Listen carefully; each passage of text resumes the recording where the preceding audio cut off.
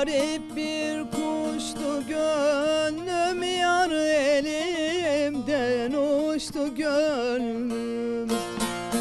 Garip bir kuştu gönlüm, yar elimden uçtu gönlüm.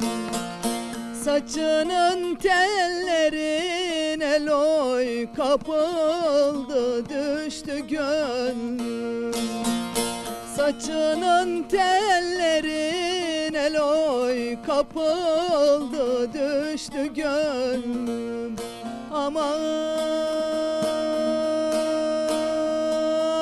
aman aman halım yaman.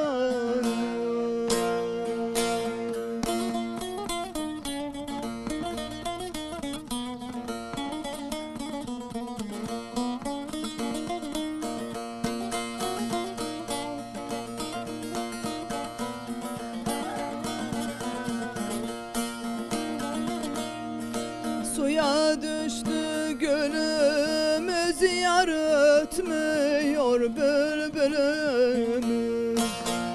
Suya düştü gönlümüz, yar ötmüyor bülbülümüz. Bir kuru sevda yüzünden zaya gitti ömrümüz. Bir kuru sevda yüzünden zaya gitti ömrümüz. Aman aman aman halım